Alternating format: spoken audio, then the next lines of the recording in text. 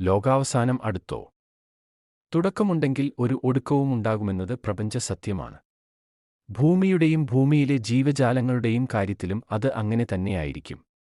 ലോകാവസാനത്തെക്കുറിച്ച് പല കഥകൾ നമ്മൾ കേട്ടിട്ടുണ്ട്.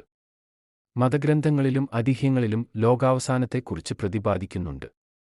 ലോകാവസാനം പ്രമേയമാക്കി നിരവധി സിനിമകളും ഇറങ്ങിയിട്ടുണ്ട്.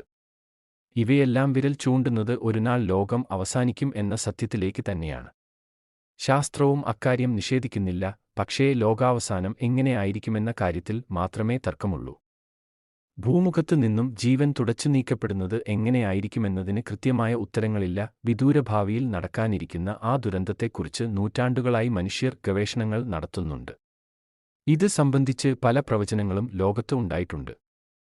പക്ഷേ അവയിൽ ഏതാണ് സത്യമാകുകയെന്ന് ആർക്കുമറിയില്ല. അതുകൊണ്ടുതന്നെ ലോകാവസാനത്തെക്കുറിച്ചുള്ള ഓരോ പുതിയ ഗവേഷണ ഫലങ്ങളും ലോകം ഇരുകയും നീട്ടി സ്വീകരിക്കുകയും അതിലെ കണ്ടെത്തലുകൾ വിലയിരുത്തുകയും ചെയ്യുന്നു.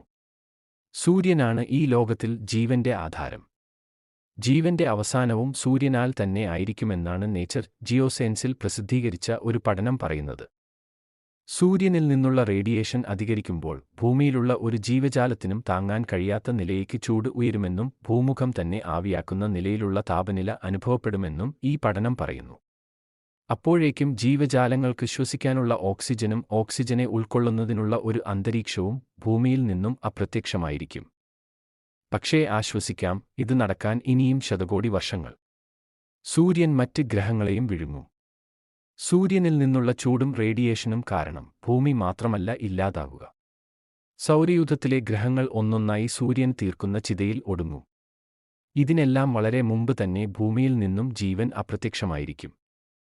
കാരണം നാസ പറയുന്നത് ഭൂമിയുടെ ധ്രുവങ്ങളുടെ സ്ഥാനം മാറുകയും അങ്ങനെ അന്തരീക്ഷത്തിലെ കാർബണിന്റെ അളവ് വർദ്ധിക്കുകയും ചെയ്യുമെന്നാണ്. വായുവിൽ കാർബൺ കൂടുകയും ഓക്സിജൻ ഇല്ലാതാകുകയും ചെയ്താൽ ഭൂമിയിൽ നിന്നും ജീവജാലങ്ങൾ അപ്രത്യക്ഷമാവുമെന്നതിൽ സംശയമില്ല. ധ്രുവപ്രദേശങ്ങളിലെ മഞ്ഞു അതിവേഗത്തിൽ ഉരുകി ലോകമാകെ പ്രളയമുണ്ടാകും.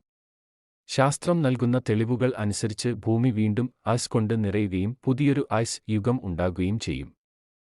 എല്ലാ നക്ഷത്രങ്ങൾക്കും അവസാനമുണ്ട് എന്നതിനുള്ള തെളിവുകൾ ഈ പ്രപഞ്ചത്തിൽ തന്നെയുണ്ട്. ഒരു നക്ഷത്രം പല ഘട്ടങ്ങളിലൂടെ കടന്നുപോയിട്ടാണ് അവസാനത്തിലേക്ക് എത്തുന്നത്. സൂര്യൻ എന്ന നമ്മുടെ പ്രിയ നക്ഷത്രം ഇപ്പോൾ സജീവ അവസ്ഥയിലാണ്. അതായത് സൂര്യന്റെ ജീവിതചക്രത്തിലെ വളരെ പ്രധാനപ്പെട്ട ഘട്ടത്തിലാണ്. ഈ അവസ്ഥയിൽ ഹൈഡ്രജൻ വാതകത്തിന്റെ ന്യൂക്ലിയർ ഫ്യൂഷനിലൂടെ സൂര്യൻ ഊർജം വികിരണം ചെയ്യുകയും സ്വന്തം പിണ്ഡത്താൽ പൊട്ടിത്തെറിക്കുന്ന അവസ്ഥ വരാതെ മതിയായ മർദ്ദം നിലനിർത്തുകയും ചെയ്യുന്നു. പക്ഷേ അധികകാലം ഇങ്ങനെ തുടരാൻ സൂര്യന് കഴിയില്ല. 5 ശതകോടി വർഷങ്ങൾക്ക് ശേഷം സൂര്യൻ ഇപ്പോഴത്തെ സജീവ അവസ്ഥയിൽ നിന്നും മാറും. പിന്നീട് സൂര്യൻ നക്ഷത്രങ്ങളുടെ അവസാനഘട്ടമായ ചുവപ്പ് ഭീമൻ അവസ്ഥയിലേക്ക് എത്തും. ഈ ഘട്ടത്തിൽ സൂര്യൻ അസാമാന്യ വലുപ്പത്തിലേക്ക് വികസിക്കുകയും ഭൂമിയടക്കം സൗരയൂഥത്തിലെ എല്ലാ ഗ്രഹങ്ങളെയും വിഴുങ്ങുകയും ചെയ്യും. ഇങ്ങനെയായിരിക്കും നമ്മുടെ ഭൂമിയുടെ ഒടുക്കമെന്ന് ശാസ്ത്രലോകം കരുതുന്നു.